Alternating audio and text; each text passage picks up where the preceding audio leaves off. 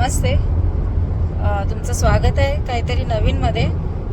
So आम्ही आता निघालो आहे अबुधाबी एअरपोर्टसाठी. ते का आणि कशाला ते मी तुम्हाला नंतर सांगेन.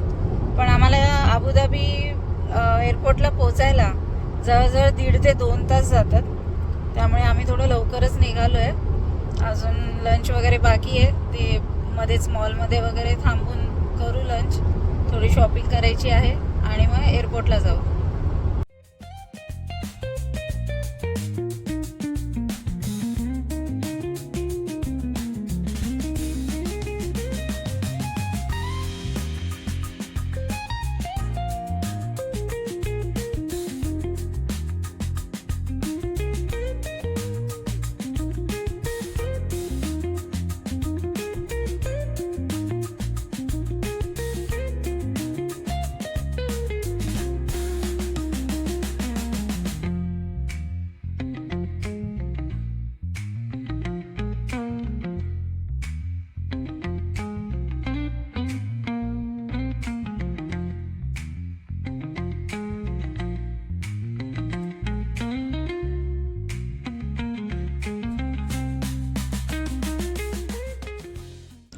आम्ही आता इथे होम सेंटरमध्ये आलो होतो थोडं फर्निचर आणि बघायला. Sofa cum bed. ॲक्च्युली माझा सोफा जो आहे तो मला चेंज करायचा होता, पण मला हवा आहे सोफा कम बेड. पण इथे असं दिसतच नाही आहे. काय नॉर्मल सोफेज आहेत आणि ते फारच मोठे आहेत. माझा हॉल तेवढा मोठा नाही आहे आणि मला मेन सोफा नकोच आहे. मला सोफा कम बेड हवा आहे, पण मला पाहिजे तसं दिसतच नाही आहे. ते आवडत तर नाही आहे. सगळं नॉर्मलच वाटतं, म्हणजे काय असं अट्रॅक्टिव्ह असं वाटतच नाही. हा ना ड्रेसिंग टेबल खूप सुंदर आहे आणि मला ना हा डब्बा आवडला खूप. तुम्ही तो बघायला आली, सो बघूया कसं आहे. ओके, माझे शॅडोज येते आहेत. वाव,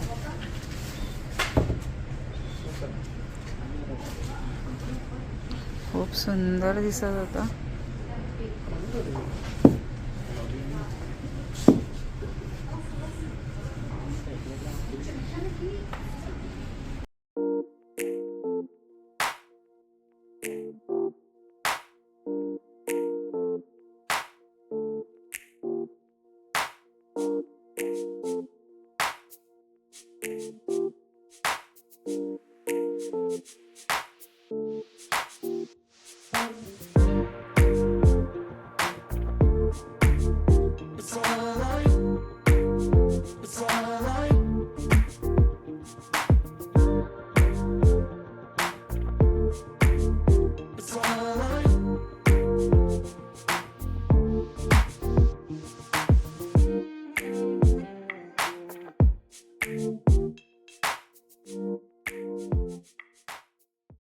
आम्ही ॲक्च्युली गेलो होतो यास मॉलमध्ये.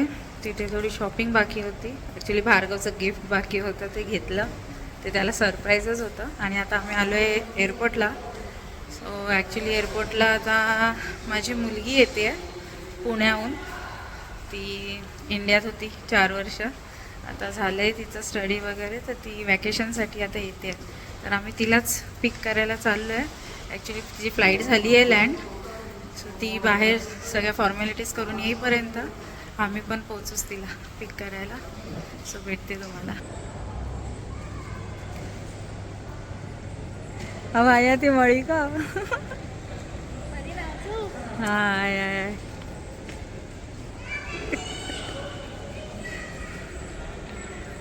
चलो